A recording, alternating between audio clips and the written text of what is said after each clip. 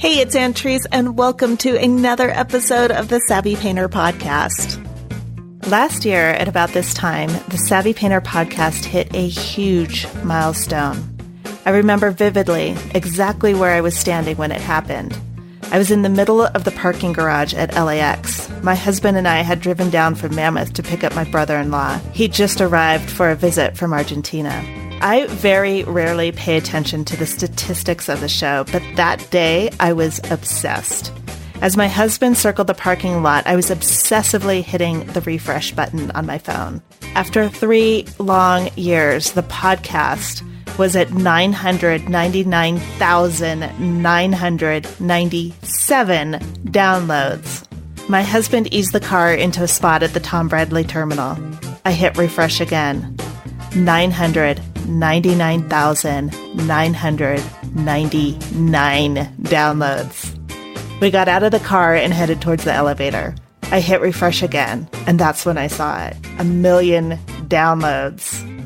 It took me 3 years of God knows how many back and forth emails trying to coordinate schedules and waking up at ridiculous pre-dawn hours to record an interview with another artist I really wanted on the show.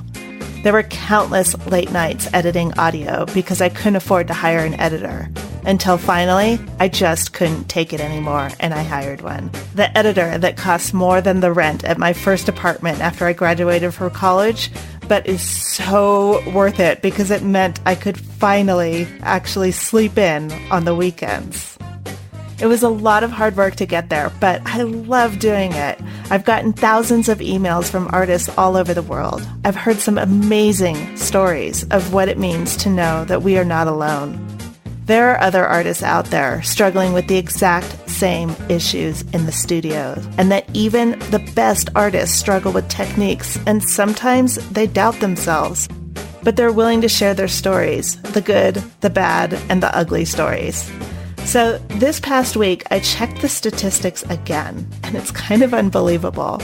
It took 3 years to get to 1 million downloads, and here we are on year 4, approaching another epic milestone. The Savvy Painter Podcast is closing in on 2 million downloads. That is totally mind-blowing to me. I don't know really what I expected when I started this from our tiny little apartment in Argentina, but I definitely did not expect to still be here today, 4 years later, talking to these amazing artists, recording interviews, and sharing them with you. So I want to take a moment to let you know how much I appreciate the fact that you even take the time to listen and to send me your stories and questions. But now I need to ask for your help. It's been a year since I've done one of these, but this is the Savvy Painter Pledge Drive. If this podcast has helped you out or made you feel less alone while you're painting in the studio, I need your financial help. If you've learned something or had an aha moment, please consider going to savvypainter.com/support. When you get there, you'll see a PayPal link. If you're already contributing, thank you. I am extremely grateful. But if there's one thing that I've learned from this podcast, it's that we cannot do this alone. So if you're not already contributing and you're in a place where you can, no matter what it is, it really, really helps. Each of us has a role to play in this community. I see it as a river with lots of streams and creeks flowing into it. Every drop makes its way into the overall flow. And even when it seems like what we do isn't big enough to make an impact, it does. It most definitely does. So please go to savvypainter.com/support. If you'd like to help out, it's quick and it's easy and it keeps the show running for everyone. In fact, if you're on your phone, you can do it right now while you're listening. Just go to savvypainter.com/support. Okay, on to today's episode. Matt Smith is my guest this week. I'm so excited to bring you this interview because I have been looking at Matt's work for a very, very long time. Matt is a plein air painter who has spent much of his developing years in Arizona painting the Sonoran Desert. He studied at Arizona State University, but as Matt will tell you, his real education came from the countless hours, years, and decades that he has spent painting outside, studying the landscape, and immersing himself in it. In this episode, Matt and I talk about how he starts his paintings, how his plein air setup has changed over the years, and about being a forever student. We talk about finding your voice, and Matt recommends simply taking the time to figure out what kind of art you respond to. What is it that delights you? And then celebrating that. We also talk about the hard work, patience, and perseverance it takes to be an artist.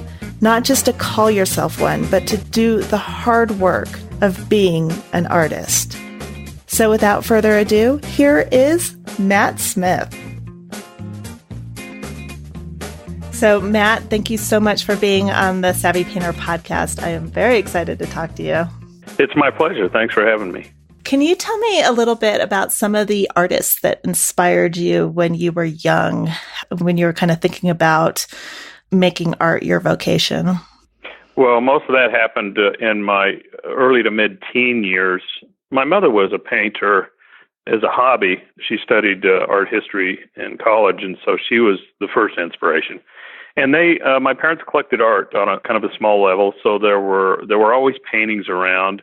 Not necessarily anybody that stood from a name standpoint, but it was just they were works I was able to get my face into and study. It wasn't until about my mid-teens when they started collecting an artist by the name of Paul Pletka, and it was Paul's work that really got me to get serious about drawing and painting, and that was when I first started thinking of it as a possible way of making a living. What was it about his work that inspired you? It was very stylized. There was a great deal of gesture and animation and exaggeration in his work, almost to the point where some of it was almost cartoonish. So as a 14, 15-year-old young painter, that really sort of captured my attention. There was also a great calligraphy and lyrical beauty to his line quality that caught my interest. Even at that age, that was the first time that really opened my mind to that opportunity, and it all started there. And even though I didn't necessarily want to paint like he did, like I say, it really opened my eyes and mind to what could be done with that if I really pushed it. So that's where it started. And you eventually, you lived for 2 years in France and also in Switzerland, right? I did. I lived my preteen years, 2 years in southern France, Toulouse, France. And then when I was 16, 17, I lived a year in Geneva, Switzerland. And that was a great opportunity, particularly France, because my parents, being art lovers, would take us to all the different museums throughout not just France, but we went to Italy, Spain, and traveled around a lot. So I had exposure to really great artwork. And I was 11, 12, 13 around then. So I wasn't big on remembering all the names, but I stood in front of works for hours, just absolutely awe-inspired by what I was looking at. And that helped open my whole attitude to painting and art. Prior to that, I was like everybody else. You know, every young kid likes to draw and play around with crayons and stuff. I just thought that was normal. And a particular time in my life opened my eyes to a grander scale of art and what it could be and what it was. And then when I was in Switzerland, that was right after the previous fellow I was talking about, Paul Pletka. It was right after that we moved to Switzerland. And I spent a lot of time alone because I didn't know anybody there. So I was doing these pen and ink drawings and watercolors and really exploring the opportunities and having fun with art on my own time. And so that was a good time as well. So I know you went on to college, but your real education, let's say, your real art education came from other artists and galleries and museums. I'm kind of curious, like, what are some of the things that really make you want to tackle a subject matter? Well, it could be any one of a number of things. In regards to school, I went to Arizona State University and earned a BFA in painting. And I went in thinking, well, this is where it's going to happen, and taking them seriously. And I found out very quickly that it wasn't going to happen. So it was frustrating for me and upsetting a lot of times. I would go spend my day at school, and then I'd go down to the galleries in Scottsdale and look at the galleries that were specializing in deceased work. And I was looking at these great paintings by N.C. Wyeth and Maynard Dixon, Frederick Remington, and the kind of work that could be in museums. And I was trying to draw a parallel between those two and wonder where the disconnect was. So when I got out of college, I began to meet artists that I admired, like Merrill Mahaffey and James Reynolds and Clyde Aspavig, Skip Whitcomb, Michael Lynch, people like that. And they really put me on the straight path and helped me out. And that's where that happened. But in regards to what inspires me, first and foremost, great art, and then just getting outdoors and submersing myself in the subject that I love to paint. So at Arizona State, were they not interested in representational art, or was it just kind of you fell into that era, or what was it that wasn't being taught that you felt like you needed? Well, the most frustrating thing was all the classes sounded right, beginning painting, color theory, design, techniques of the great masters, and, this kind of stuff. And I thought, well, yeah, that's good. But then you get in there, and these were very conceptual-oriented or abstract-oriented instructors who were promoting and pushing real abstract work. And me, being a representational-oriented painter and wanting that, would ask questions that would just set these people off. And many of them didn't care for me. They would give me C's, even though I could outdraw most of the students in the class, actually all of them. And I wasn't that good. And even the instructors at times. So, yeah, that was just that was a bad time. And it's still the same, because I talk to people down there all the time, and they're saying it's the same thing is going on. And I think it's typical with most of the major universities. So once you got out of there and you were able to, so first question actually is, how did you find these other artists to even ask them or to be inspired or mentored by them? A couple options. One was the gallery. So I'd be walking through the galleries in Scottsdale, and there was good and bad there. So I got to see the range and quickly learned what good was. But there were certain galleries that just had really terrific artists. O'Brien's and Trailside and James Fowler and the Biltmore Gallery and Abe Hayes' Arizona West Gallery. They'd have just these terrific paintings of deceased artists, and then Trailside and O'Brien's, you'd go in and you'd see these contemporary painters who are fantastic. And they'd have openings, and I'd go meet the artists and start talking, and eventually became friends with many of them. And they always helped. And there was another opportunity, the Scottsdale Artist School. There were these great workshops that they were putting on. So I signed up for some of those, and they just 1 week of that was better than any 4 semesters at Arizona State. It was condensed, intense learning, and it was great. I'm still kind of thinking about the fact that you had access to N.C. Wyeth. Like, I don't think I would remember. I've never seen one of his pieces in person, just in books and now online. Yeah, I tell you, that was a learning experience, and of course that somebody like NC would be rare, but you'd see a lot of Edgar Paynes and other artists that a lot of their work down there. But yeah, that James Fowler gallery that was down there years ago, this back in the 70s, 80s, was just full of great work. And so was Abe Hayes' gallery. You'd go in there and see Dixon's and Payne's and wow, all these great drawings and paintings. And it was just terrific. And ever since going back to when I was a teenager, I've always been a stickler on learning from observing. I'd look at these paintings and try to reverse engineer them, figure out, okay, so now how are they doing that? How are they layering paint like that and anticipating 6 layers out like a Frank Tinney Johnson or a Carl Rungus would do? And then I'd run back home to my studio and pretend like I knew what I was doing and try to imitate what they were doing. But that was a great learning experience. That would be. So how, I'm trying to think of how you would, the advantage, I guess, of going to a school where they do teach you that stuff is that you can see an artist like Edgar Payne or N.C. Wyeth and do your best at painting one of the paintings and then get some feedback from them. But in this sense, and usually you would have a book or something that you're looking at while you're doing it. So I'm just trying to think, like, I remember, at least for me, like, in the early 90s, it was really hard to find prints of, like, let's say Edgar Allan Payne. Like, you could find it, but you kind of had to fight for it. His book on composition, right? But actual book on his work, I don't think I ever found that until like mid 2000s. Yeah, the first time I saw one of his work, I was working in an artist studio as just sort of an assistant, and he came in one day. It was Merrill Mahaffey, and he said, "Hey, Matt, look at this." And he had a 12 by 16 Edgar Payne that he had bought down at the galleries, and he'd set it in my hands, and I looked at that, and it changed everything. I mean, you could count the brushstrokes. They were direct, they were deliberate, they were intentional, and they were perfect. And they were so bold. And it was a celebration of the medium, the mark of the tool, and everything that goes beyond subject. And he pointed some things out. And boy, I tell you what, I went down to the library and I checked out every periodical, every book, even if it had one image. That was my internet at the time. This is back in the 80s. And I spent hours doing that. Now you go on the internet, punch in Edgar Payne, and you'll find hundreds of images instantly.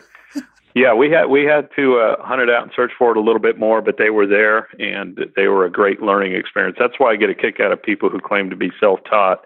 It's literally not possible unless you grew up in a cave. Right. If you just stand in front of a painting and look at it with an open mind and a critical eye, you can learn so much. And that's what I was doing. That's where my education was, down on Main Street in Scottsdale back in the late 70s and the 80s. It was a good time there. Sounds like it. I would love to hear what happened next. We all kind of go through this transition where we're studying really hard, whether it is, through brute force, which it sounds like you did, or being taken under somebody's wings. And then you have to make that transition from, let's say, a student, even though I kind of think you're forever a student, but from sort of a student to a professional artist where you're at least trying or making a living off of art. Can you talk about that period for you? Yes, I can. And I didn't have any one person that I was apprenticing with or really close to in that respect. And in hindsight, I'm happy about that because I didn't try to imitate any one artist. I was inspired by a half a dozen people or so who all independently helped me here and there. And like I said, put me on the right track. But the thing that I was doing was spending a lot of time by myself outdoors, just trying to figure it out and always not knowing if I was ever going to make a living doing this. But I was having so much fun. I didn't care who needs to make a living when you can do this. And I was starving. I'd sell just enough to stay alive. And eventually, about 5 years after I finished college, I was painting full time that whole time. All of a sudden, I started seeing results that were along the lines of what I was hoping for. And they were came about very slowly at first, but then they picked up very quickly. So one decent painting in a year turned into 4 the next, into 10 to the next, and it started moving along the lines of what I wanted. And that's when I started sort of discovering really where I wanted to go and what I wanted to be in terms of a painter and all that. And that time is grossly underestimated its importance by a lot of artists. They want to take a workshop and think at the end, I want to be painting like that person. And you have to go apply that information on your own in sort of isolation for many, many, many hours, years. I look back on that as are some of my greatest times. I had a couple of friends that I'd go out and paint with who are still friends to this day that I met in workshops and occasionally get together with them to go out and paint. It was always fun. Every discovery was new and exciting and huge. And it's just a great time. Everybody wants to be a star or something right off the bat. And it's not likely going to happen. No, it's not. I'm really interested in what you said about sort of that progression. You said you got to this point where you would have one painting a year that you really liked, and then it grew and grew. And kind of going off of what you said about people wanting to take a workshop and then be masters or be able to paint like that person, I think that's really underrated, what you just said, that you go through these periods where, you're painting full time, and in 1 year you do one painting that you feel like really got what you wanted. Yep. And if you're finding very early on that you're happy with everything, perhaps you ought to be a little more self-critical. A lot of artists aren't. And that's a big part of improving. And you mentioned a little bit ago about how we're always students. That forces you to continuously be a student. If you're always critical of what you're doing, it forces you to look for external ways of improving, influences and that kind of thing. A lot of folks jump into a workshop and take 1 or 2 or 10 by the same artist, and what they try to do, unfortunately, is imitate that artist. And so what happens is they become, as you know, a second or third rate version of that artist. And the market currently right now, I believe, is just littered with derivative painters. They're everywhere. And the thing that really stands out to me is many of them are actually quite good. And if they just go spend a little time alone off by themselves, they would find that they would discover who they are as a painter and blossom. Yeah. There's a question I get a lot from people who listen to the podcast, which you're touching on. So I'd love to hear you answer this question. How does an artist find their voice? I think you've alluded to it, but I'd love to hear your answer.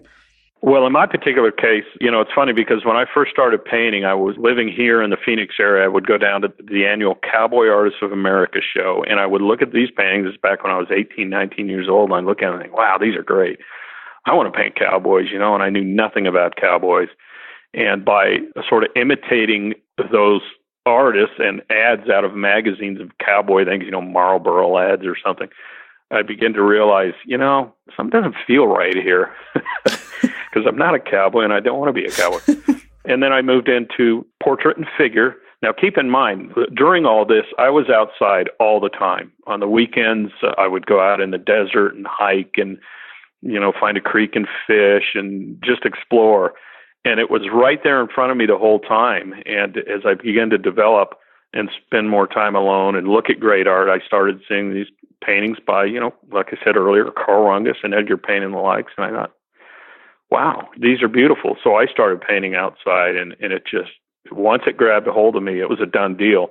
And all those hours alone in the desert sort of opened my eyes to the beauty of that, who I am, because that's where I grew up.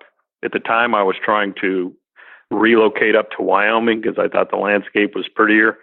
But I had this little house that I had bought and I couldn't sell it. And so I was forced to stay. And that ended up being one of the best things that ever happened to me because it forced me to go out in the desert, study, and celebrate the landscape that was your entire childhood leading up to then. And I just fell in love with it all over again and realized that this is me. And so I would recommend people just sit down and figure out what kind of artwork do you respond to, what kind of subject matter you respond to, why is that? Does it trace back to your childhood, to a particular set of incidences that happen in your life, whatever? And once you figure that out, start celebrating that part of your life in terms of how you create your work and what you're trying to say with your work. You can't see me, but I'm vigorously nodding my head the whole time. I'm like, yep, dead on. What are you working on now? What is it that you are currently obsessed with in your work? Improvement. If I had tried to enter one of these ateliers that are out there right now, they would laugh me out the door and say, you have no talent, no skill, go away. So many of these young kids now, they're just phenomenal. So my entire life has been a constant effort to improve. And I'm always looking at really good artwork. I try to collect art myself and work that inspires me to want to paint. So that's what I'm focusing on. It's not a body of work related to a particular color harmony or region of the country. It's just, I try to set my life up so I can paint according to my mood, which shifts day to day. It could be, I want to be outside one day and in the studio the next. I might want to paint the Sierras one day and the desert or the Red Rocks the next. So I try to surround myself and just celebrate the luck I've had and the ability to be able to paint whatever I want, whenever I want, with a constant focus on how can I get better? How can I take it to the next level? What is it that you feel like, or what is it that you're working on now to improve? Or what are you trying to improve in your work right now? Mostly what I'm dealing with now is color. I have a friend, Randall Dutra, who once said color is the final frontier for an artist. And that was really interesting. I'm looking right now as we speak at a Mark Daly painting I have on the wall, and his use of broken color in this painting where he doesn't fully mix two or three colors and uses optical mixing instead of fully mixing it is just fabulous. And I'd love to be able to do that. His knowledge of color is really something. So that I've been playing with that a little bit, and also building up texture on my surfaces, particularly on larger format canvases. I'm also looking here to Frank Kenny Johnson, and the way he built his surfaces up over time is every bit as exciting as the subject it represents. I mean, those things will grab you from across the room and pull you in just so you can figure out how the heck did he do that? And you can see through those layers and how they vibrate. And so mostly for me, it's color and texture at this point. What are you most proud of in your work or your career so far? The fact that I've been able to make a living at it this long. That is something to be proud of. It is for me. Every time somebody peels off money to buy one of my paintings, and I think about that, I think, wow, there's no better compliment or bigger compliment than that. So I've been doing this since, the late 80s and been able to make a living at it. Sometimes it wasn't much of a living, but it was enough to keep painting and having a good time. So, yeah, it's been about, going on 35 years. I graduated in 85 and was already painting outside then. So, and as you know, the desert is not a forgiving place. So, fortunately, I can afford to go up to Wyoming or somewhere when it gets really hot. But back in the day, I'd be out there painting in the desert, even when it was 110, 15. I remember one day it was 116, and I thought, you're crazy. Go home. Given that image, here's what I would love to hear is when you were out there on your own, let's say in the late 80s, learning how to paint, what was your setup then? And what is your setup now? What's changed? My initial rig was a French easel. It was a combination of the big one, and then when I could afford, I bought the half-sized, the Julian French easel, which I thought was was a huge step down in terms of weight and all that. So that's what I was using back then. Around 1990, a friend of mine came in town, Jeff Parker, and he had this little pochade box that a guy named Mike Meyer just built him. Jeff designed it. Mike Meyer built it, and it's today known as the Open Box M. That's and my when favorite. He showed me that, when he showed me that box, I just about jumped out of my skin to get home. We didn't have cell phones, and to call this place and order one, which I did right away. And it took me a little while to get used to that box, to scale down from a half-size French easel to this box was an 8x10. But once I got comfortable with it, it improved my life from a logistics standpoint immediately. I wasn't hindered by weight and the scale of the supplies.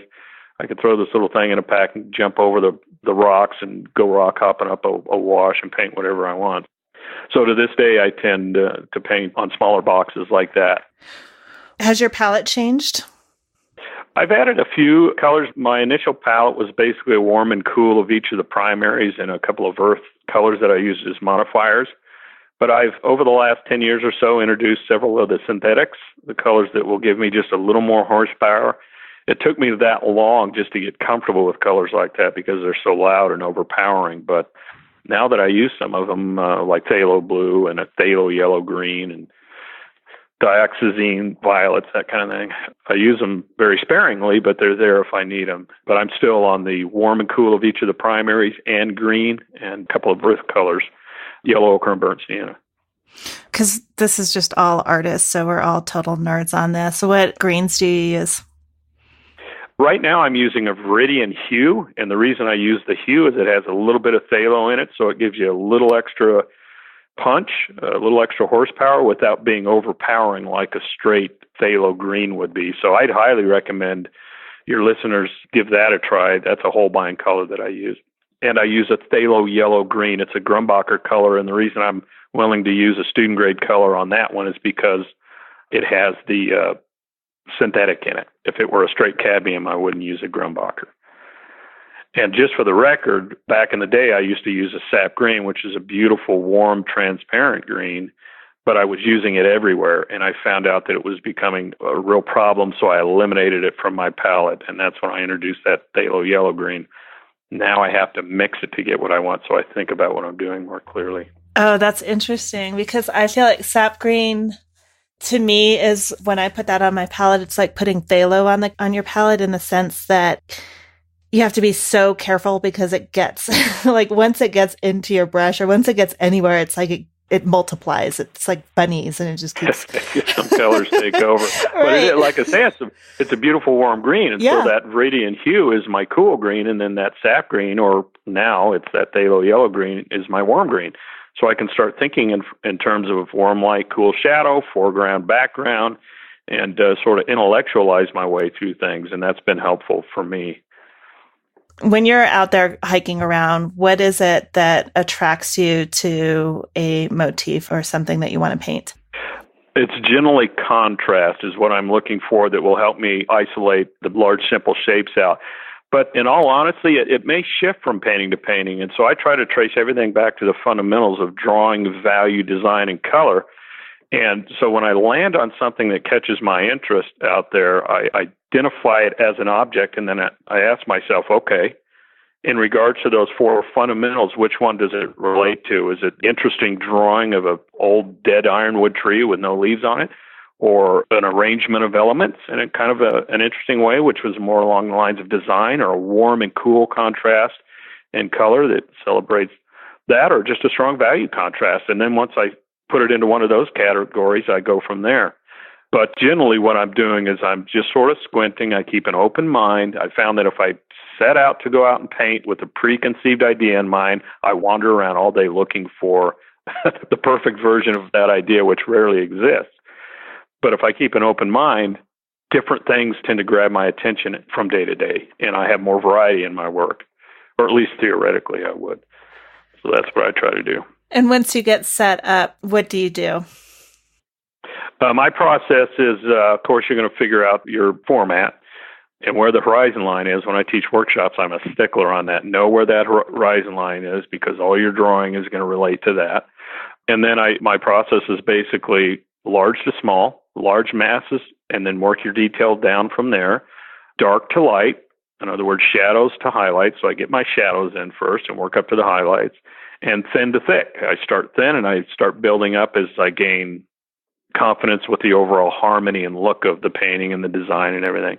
And then I start finishing it up with more paint, which is a fairly traditional way of approaching a painting in terms of constructing it. Right. You basically go in there and you knock in all your shadows and get the drawing down, and then start laying in all the base colors. Yeah, I think it was Harvey Dunn that said that the shadows define the drawing and the highlights define the color. So you've got to get your drawing down first. The way I see it, the shadows define the structure, what's sitting where, who's in front of whom, that kind of thing. And then once you have that down, you start laying in the midtones and highlights and adjusting your final touches there. But that's how I do it. I know you teach a lot of workshops. And what are the most common things that you see beginning painters struggling with, and how do you help them through that?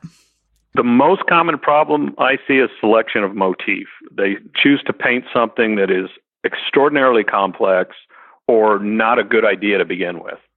It may work in a photograph or when we're standing out there, but when you're looking through, I mentioned earlier, like a dead ironwood tree and a distant lake and mountains behind it, what you're doing is you're just making a lot of work for yourself, because now you have to paint in and around every branch, every sky hole on that tree, and make sure all the transitions in the background are just right. And that's the equivalent of a day job. What they should focus on is looking for a big or a large shadow and highlight combination that will help them quickly identify those 4 to 6 main masses and lock in on that. And once they've mastered that 500 times, then you can go to the more complex subjects, like I mentioned earlier. I love it, the 500 times. Yeah, exactly, or more. The other thing is, I mentioned the horizon line earlier, particularly in landscape painting, when we're dealing with a great deal of depth in our subject, you have to know where that's set so that you know if you're painting mostly looking below or down towards your feet or above up into the sky, and get that down and make sure all those perspective lines relate back to that horizon line and a vanishing point or vanishing points on that horizon line. From a drawing standpoint, it's one of the most common problems I see. You know, with drawing, we have basically two concepts. We have proportion and perspective. Proportion relates to the two-dimensional aspects of drawing or shape, and perspective relates to the three-dimensional properties of drawing, and that's where I see people having problem. They'll draw a road or a river coming at you too fast, and it now looks like it's going uphill rather than coming at you. So it's really important to take time and measure those, but like I say, it all relates to that initial placement of the horizon line. What, I'm not sure if I'm getting into a danger zone here or not. I'm only setting it up that way because people get really passionate about this. Do you complete the painting entirely outdoors, or do you bring it back in? I can't believe that that's kind of a controversial thing with people, so I hope it's not with you. It is a little controversial for me from the standpoint that it's ridiculous, and people are spending so much time trying to create these rules, sort of Thank you. this boundary of rules that qualifies their painting at the expense of somebody else. Well, they might say, well, yours might be better, but it wasn't done entirely outdoors, so it's not legitimate. Well, that's nonsense. All that matters is it a good painting? So when I'm here in town and I can bring the painting back into the comfort zone for me, which is my studio, and I say that it's because I'm familiar with the surroundings. First thing I'll do is put those paintings up. I'll turn around and look at them in my mirror. So it reverses the image and pushes them back a distance, and I'll quickly see if the painting needs adjustments, whether it be value or move an element or intensify a color, and I'll do it. All I care about is it a good painting? And really, that's all that matters. I mean, if you're going out strictly to gather color and value notes outdoors, that's another thing. But very early on, I spent so much time painting outdoors that I forced myself to finish these in case one did turn out. I could at least, it was finished, so I could put it in a gallery and sell it, hopefully. And so that's always been my approach. So these little paintings I do outside, I consider them finished frameable paintings, unless they fail, which they do frequently. So with that in mind, when I come in, I want them to be right. So I'll make those adjustments. So as far as it relates to your listeners, don't buy into that. Don't let people. I had one artist friend who said, the process has eclipsed the end results in terms of importance. And it's more about where it was painted than how it turned out. And that's just silly to me. Yeah, I agree. And it's exhausting. In my opinion. Can you talk about your process, if you do a painting out on site and then bringing that back into the studio and creating a larger piece from it? So many artists struggle with that, where they do a nice little sketch outdoors and then they think like, wow, this would be really great as a larger painting. And they oftentimes will just freeze, or the larger painting just becomes, it's just a duplication of that smaller one and it sort of loses its life. Yeah, and that's an interesting point. So ask yourself a series of questions when you bring that small painting in. Ask yourself, if you're going to blow it up, is it a large idea? And if so, how large an idea is it? And also, am I enlarging it just to do it? Or is there something additional I want to say about it? Because maybe that statement was all you needed to say about that particular subject.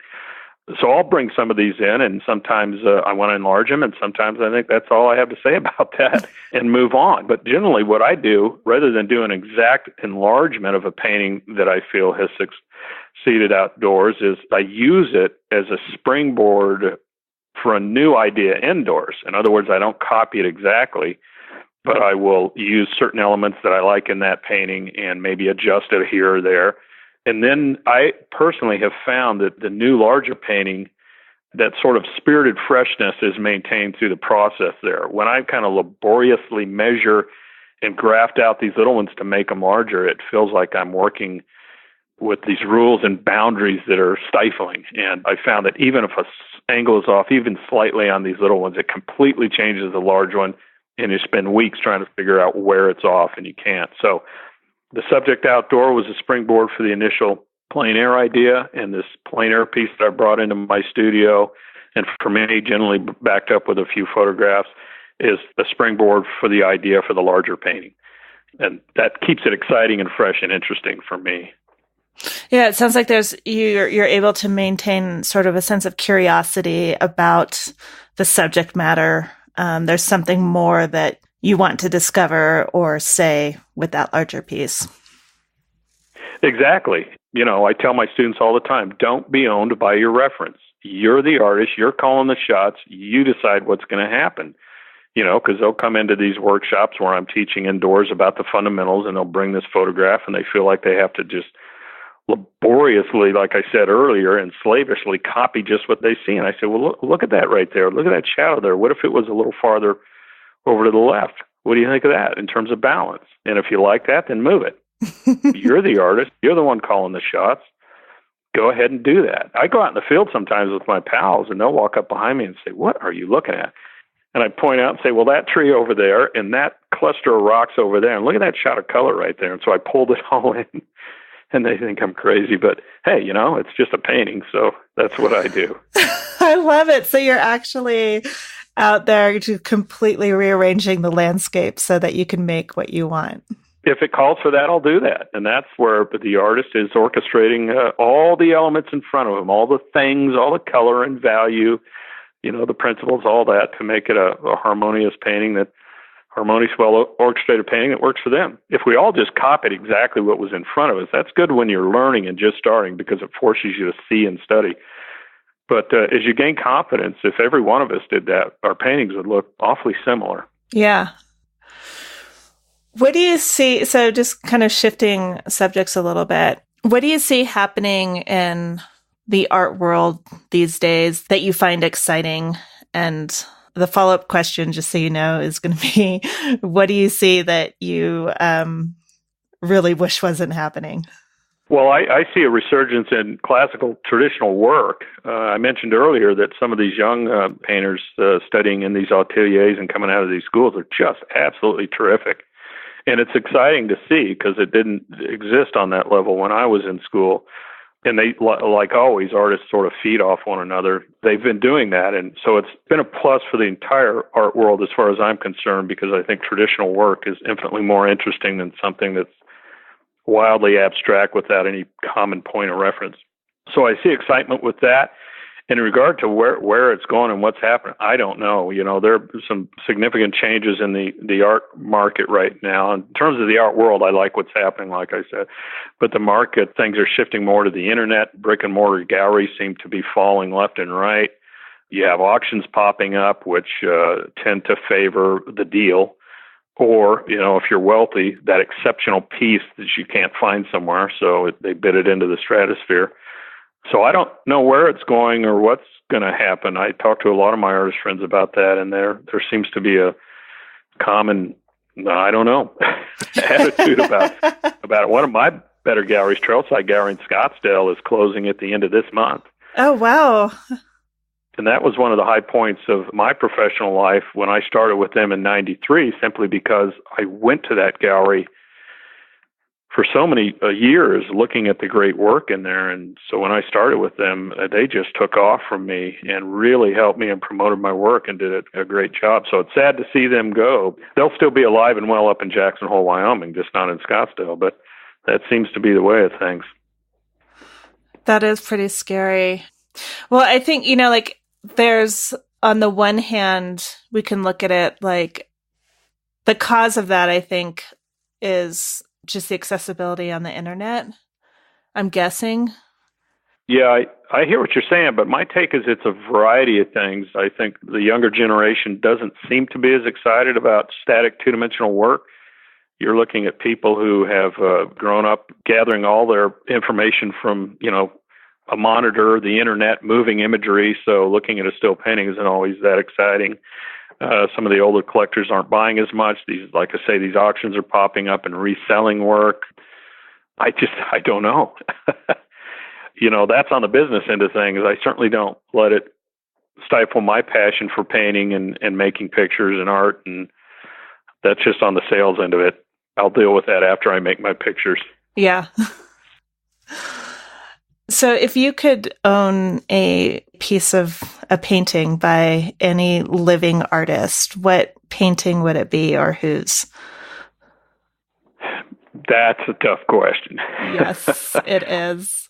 My belief is when an artist rises to a certain level, there's a place where you don't get better, you just get different. And I think there are a lot of living artists at that point. You look at George Carlson, I would love to own one of his paintings. Christopher Blossom, I think, is phenomenal. Lynn Schmiel is terrific. Clyde Aspavig is terrific. Kwang Ho. I mean, there's so many great artists out there to nail it down to one is, I don't think I could do that. It's most artists that I ask that to just start squirming, so don't worry. Like, what? I can't pick one. Yeah. So do you have a painting of yours that you would never give away or sell? I do. I have a painting in my studio, a little piece, and it relates back to what we were just talking about. It was a painting that I did just out by my home. I was watching the moonrise come up a few years back, and I timed it so I could go out and paint the moon right as it was clearing the mountain range to the east of me as the sun was setting on the mountains. And that only lasted a few minutes. So I got it all drawn in, and I sort of got some of the color notes down. It got dark, and so I just put it in a box, came home. The next day I pulled it out and thought, oh, this is better than I thought. So from a combination of that unfinished field painting and my memory, because it was fresh, and a couple of shots that I had taken out there, which I downloaded on my computer, I finished the painting. And it's, I think, one of the best little desert paintings I've ever done.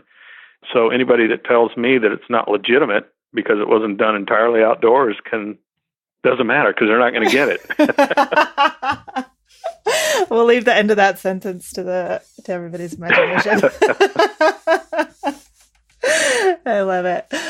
And so, last question, if you could give yourself, the artist that you were, let's say, like in the mid-90s, a piece of advice, what would it be?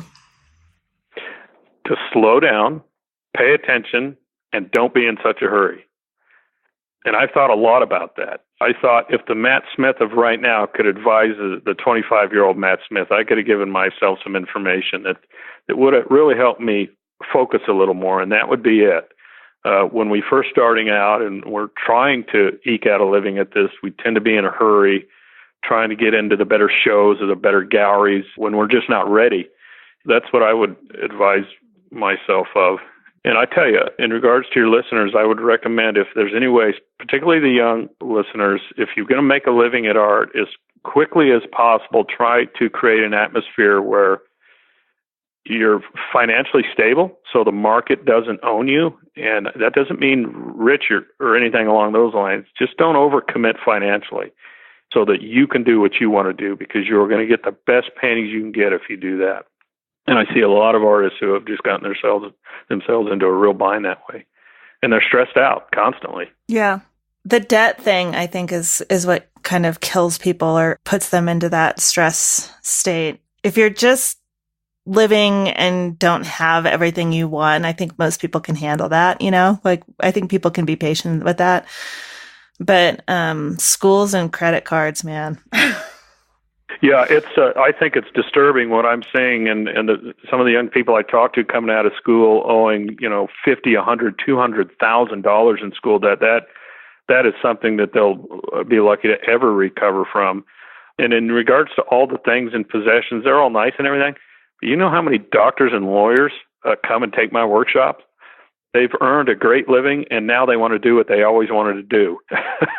So you can spend the next 30 years working hard, so that you can spend your last 30 years doing what you could spend that whole 60 years doing if you weren't owned by all your stuff. I still think frequently, how lucky am I to be able to do this for a living? I mean, I wake up and look out the window. Is it inside or outside today?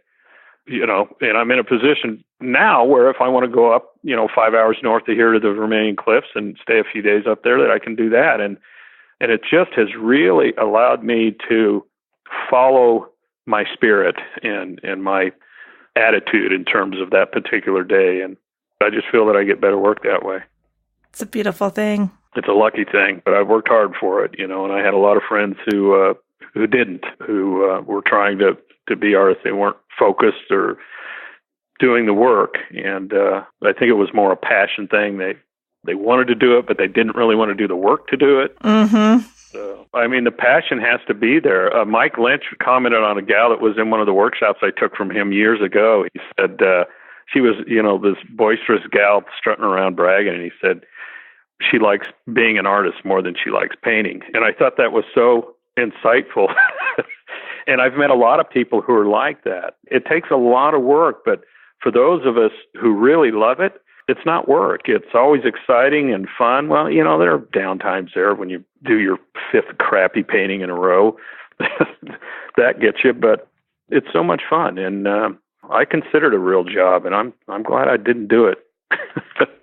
Yeah. Don't want one of those. Yeah, it's depressing. And I don't know, there's so much joy that comes from painting, and there's so much, it's really exciting. And the rewards are of just the creation of it, of just getting that paint on the canvas in the way that you want it to go on and to look the way that you want, and there's so many factors that go into it. But it's kind of fascinating to me that it all comes down to your hand and the intellect and the pressure that you put on. And, like all these things come into play.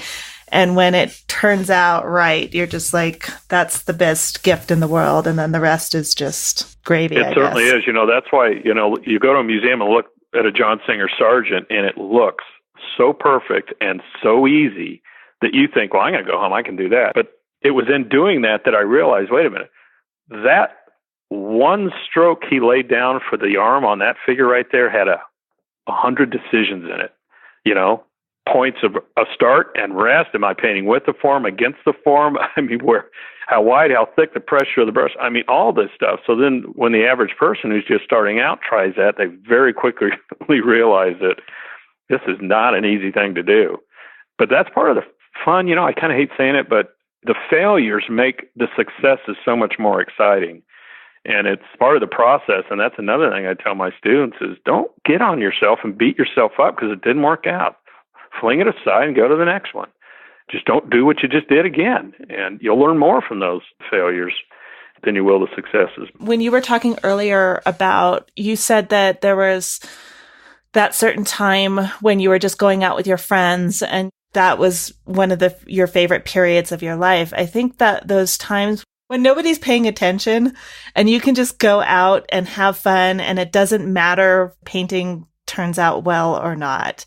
That freedom, I think if we can hang on to it, because you can choose to have that freedom. I always want to tell people to just enjoy where you're at. Yeah, and that is great advice. It is true. Once the deadlines, I can't even stop to talk to you on the phone because I've got 8 deadlines for my fall shows and I'm getting ready to leave for Pre-West, and it's always something. Or wait a minute, I might start a painting and be so into it that I don't want to commit to some. Yeah, there are a lot of things, but back in the day when it was just, there was absolutely no pressure and it was all new, it was great. And again, some lifelong friendships were forged in that early period that I valued the whole way. We've all grown together. It's incredible. So what do you have coming up? You are getting ready for the Pre? Yeah, the Pre-West comes up in early June. My wife has a place down South Texas. We'll probably end up doing that after, but or maybe both. But she wanted to take care of some things out there, so we might leave a little early for that. We have that, and then come back here, and we're off to a show in Wyoming in early August, but we'll likely go early so I can make a painting trip out of that. And then in September, we have the annual Plein Painters of America gathering up in Glacier National Park. And meanwhile, they'll probably, as the heat kicks in around here, I'll get a wild hair and come over to Mammoth or over to La Jolla or somewhere to paint and have fun in a cooler zone. Matt, thank you so much. I'm so glad we got together and got to have this conversation. I really enjoyed it. Well, it's my pleasure, and I appreciate the interview. Thank you so much to Matt Smith for taking the time to have this conversation with us. To see examples of Matt's work, just go to savvypainter.com and click on the podcast tab. You'll find show notes there, which include links to all of the artists that we talked about. Plus, you'll get to see examples of Matt's paintings. If you enjoyed this episode, please consider going to savvypainter.com/support. If you'd like to help out, it's quick, it's easy, and it really, really helps keep the show going. So once again, you can do that by going to savvypainter.com/support. There's a PayPal button there for you. It's really quick. It's really easy. And whatever you choose to donate, big or small, thank you so much for your support. Savvy Painter supporters include Carolyn Town, Jiyoung Kim, Gabrielle McDermott, Deb Anderson, The Roaring Artist, J.A. Moore, Carla Roth, Kenneth Burke, Alexis Redden, Sylvia Bailey, Kathy Beeler, Amy Lamp, Barry Koplowitz, Christine Curtin, Art of Joy, Gail Height, Robin Delaney, John E. Nigenberg, Corin Salajka, Suzanne Vince, Shirley Williams, Jennifer Lessman, Carolyn Green, and Ruth Kalb. A huge, huge thank you to all of you. Without you, this podcast would not exist. So until the next time, this is Ann Treese Wood with the Savvy Painter Podcast. Thank you so much for listening.